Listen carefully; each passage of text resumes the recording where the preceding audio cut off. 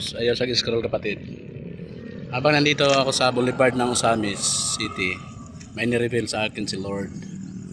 So nireveal sa akin ni Lord maging mabait tayo, maging mapagpatawad tayo gaya ng kanyang pagpapatawad nang ibinigay niya si Panginoong Hesus upang tayo ay maligtas. So kapatid, kung meron ka pang galit sa puso mo, kung meron ka pang hindi napatawad sa sarili mo o sa kaaway mo, patawarin mo na sila, dahil hindi totoo na sa New Year magbago ka na kapag ikaw lang ang nagdesisyon magbago at wala man si Lord sa pagbabago mo. Hindi ka magbabago. Yung lahat ng mga bisyo mo magagawa mo pa rin yan.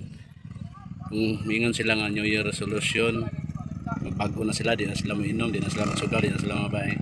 Pilara na ka dis mga igsoon, pilara na ka mans, pero magbalik-balik ra gihapon na kung hindi ka mangayo ni Lord ug tabang na gusto mo nang magbago. So yun lang mga kapatid, mga sisters, brothers, yan.